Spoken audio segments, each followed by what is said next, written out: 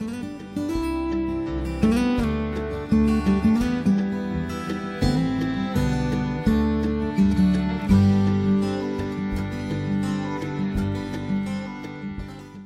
hello everyone and welcome to another episode here on the MIgardener channel. I'm so glad you got to make it. So, as you know, it is obviously planting time and I am super excited to announce the start of the 2015 growing season. I know I was already outside planting, but that was my kind of early spring stuff that will just kind of wait out the freezing temperatures and then sprout when they're ready. And that's a method called winter sowing. It's pretty fun, and I find that it works really well when you use stuff like the cold weather crops. So that's that. But the hot stuff needs to be started indoors. But also, if you're not familiar with Michigan weather, we're a little bit behind because not only has our season been kind of cold, but I've just been kind of out of the loop. I've been really, really busy, and as much as I hate to admit it, I'm like 3 weeks behind. So, it's crazy. So, nonetheless, I'm here finally, and I am starting all my seeds today. So I'm not just starting my tomatoes, I'm not just starting my peppers, I'm not just starting my onions, I'm also starting my stuff like my kale, my Swiss chard, my peppers, my everything, all my herbs, just about everything, my cabbage, my broccoli, all that kind of stuff. So I'm going to be starting it from seed, and I'm going to be a little bit behind, I'm not going to lie, but it's going to be better off than not having anything at all. So I'm here now. I'm glad you're here. I'm glad I'm here. I'm glad we're all healthy. Hopefully you're healthy at least. And I thought I'd go through my potting mix really quick before I started. I've already kind of gotten one ready. I haven't planted it out yet because I didn't want to start without you. So that's that. But the potting mix that I'm using is just it's a little bit of an experiment this year. So it's really good in the sense of its fluffiness. It's very, very loose. You want that always with a potting mix. But what I wanted to do this year was test some stuff out. I was at a greenhouse that was going out of business, and I saw this stuff sitting on the shelf here. This is African violet soil mix, and African violets, they like a pH neutral soil. And so you have a case in which you have a neutral pH, but the thing is they also really like a very, very fine potting mix. So this is like a heavily sifted mix, and these bags were $4.99 originally at retail price, and I got them for about 90% off. So you do the math. I mean, I got them for pennies on the dollar. It was unbelievable. So I picked up 3 bags, and I mixed that with 1 part sphagnum peat moss, because tomatoes and peppers and most vegetables, they like a little bit more acidic pH. So I took the Lambert peat moss that we spoke about when we were starting the garden outdoors. I mixed that 1-to-1 ratio. Then I took some of my worm castings from these beautiful worm bins there, and I also threw those in. And the worm castings will act as kind of a pH buffer to kind of bring down the peat moss. So all in all, I'm looking at a pH of around 6 to 6.5, which is just a little bit acidic. It's not a whole ton acidic, but it's going to do well for those tomatoes and the things that do like that acidic soil. But then what I'm also going to try is for the stuff that does not like it acidic, like the cold weather crops like kale and broccoli and lettuce and those types of things, they like kind of a pH neutral around 7 or even a little bit higher than 7. So you have those fluctuations, and some people just say, you know, plant it all out in a pH neutral environment. Compost basically is pH neutral, so just plant it all in compost and they'll do great. However, my thinking is just a tiny bit different. I have done quite a bit of research when it comes to tomatoes and stuff and how they produce, and I have found that the more acidic you can make the soil, obviously not going too acidic, but the more acidic you can make the soil, the more nutrients they can uptake, and the better they actually eventually end up doing.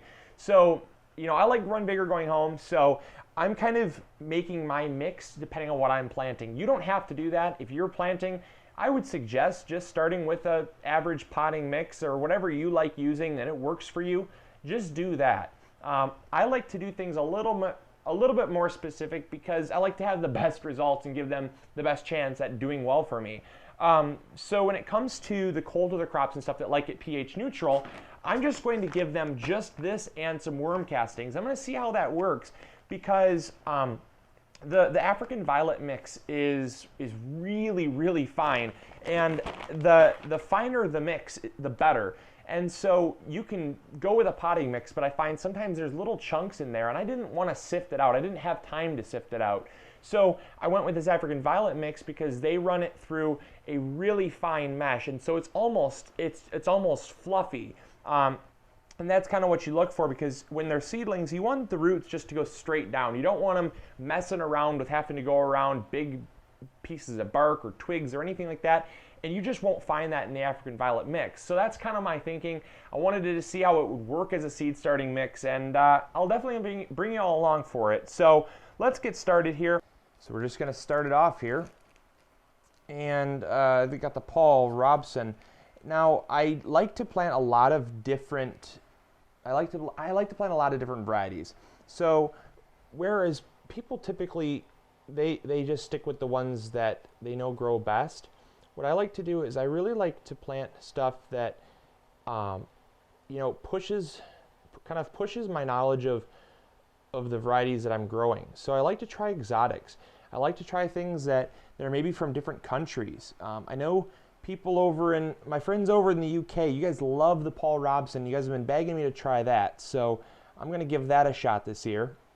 And that was suggested by numerous people that said, man, you got to try that. It's a tasty one. So we're going to try that. Then I have Siberian here, and Siberian is more of it's a very cold tolerant one, and I like the cold tolerance because a lot of people live in temperatures that are not really great for growing tomatoes. Tomatoes, believe it or not, are actually a tropical plant, and so you have a case in which you're growing a tropical plant in a non-tropical environment. So the thing that happens is that they get diseases really easily, or they don't have a long enough growing season to ripen. So one of the things that's really nice is the varieties that come from Russia that have kind of been bred throughout time to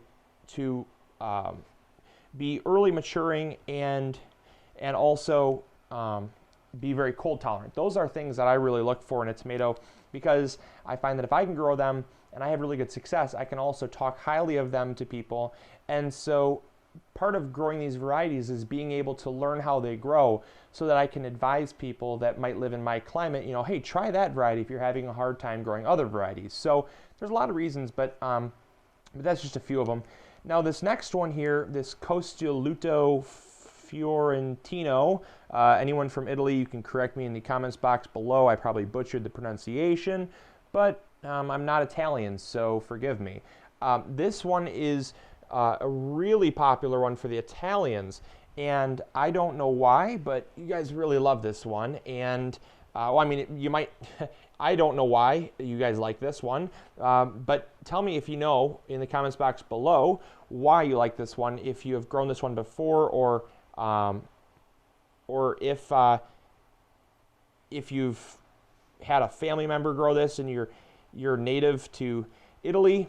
Let me know. I enjoy knowing why people grow these, and so this is a new one for me as well. But it's apparently got super awesome flavor, and it's apparently really versatile for like pastes and all those things. So that's why I'm growing that one. And there we go. All done. I try to get about 1 to 2 seeds in every cell.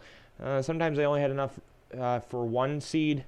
With the more exotic varieties, I only had enough for 1 seed, but some of the more popular varieties, I was able to get 2. That just ensures that I use my space efficiently and get the most out of my cell here. And a lot of you are probably wondering what this cell even is called. This is it is a 128 cell tray. So there is 128 of these little 1-inch by 1-inch squares here, and that's really efficient, I find, because if you were to have this many, this is about the size of a 72 cell tray, and obviously you only get 72 plants in there. And if let's say you plant 1 or 2 plants in there, you might not have something germinate. So it's a lot of wasted space. If, let's say, you plant 1 seed and nothing sprouts, you've then completely wasted like the equivalent of probably 6 of these squares here. So I just find it's a little bit easier to start in these and then transplant into the bigger ones, and that works for me, but whatever works for you as well. These are pretty cheap. I can get these online for like, I think $1.50, and they're pretty heavy duty. Here's one that's not filled yet. They're really heavy duty, so you know, they last a while. This is my 3rd year using them, so they work well for me, and I'm going to continue using them. All right, let's move on to the next variety.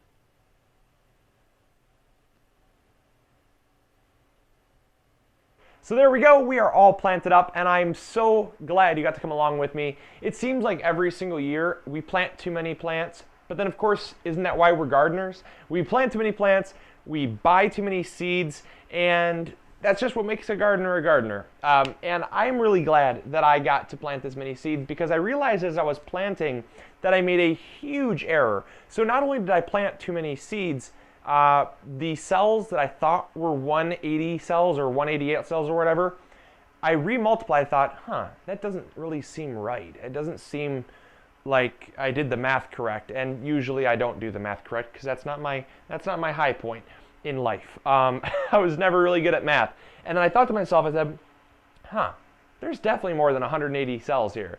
So I counted, it was 12 cells long by 24 cells wide, making it 288 cells. So I don't know what I'm going to do with all these plants, but I have 4 trays of 288 plants. So whatever 4 times 288 is, again, I'm not a math person, but I know it's a lot of plants. And I know I'm not going to have enough room for it at the cottage. So one thing that I'm going to do is I'm going to give them away for the free garden giveaway. I know a lot of people tend to say, wow, you know, this garden giveaway cannot get any better. It's already really nice. Well, I want to step it up one more notch, and I want to take the purchasing of the plants out of the equation. So now what we're going to be doing is we're going to take enough plants to hopefully fill up the beds. You might still have to buy a few, or we might still have to buy a few when we get there. But you know, it's something that's going to save a ton of money, because we're going to be able to focus more money on building the beds and filling the beds and possibly mulching and doing some stuff to make it look really nice, rather than filling the beds with plants, because we already have them here and we might as well not let them go to waste. So we're going to have a lot for that, and then we'll probably give some away you know, to neighbors or friends and family. So that's always a good thing to do when you have some extra plants, is give them away and spread the love, share the love of gardening, and it will get more people involved, and that's kind of what we're doing here. So that's the goal. I'm glad you all tuned in. Check out this before we leave and see what we did here, and it looks pretty awesome. So we're going to give them a quick spritz of water, just a little spray bottle, enough to dampen the top, and they should be good. So I will catch you all later. This is Luke from MIgardener, hoping you all are growing big or going home, and I'll see you all later. Bye.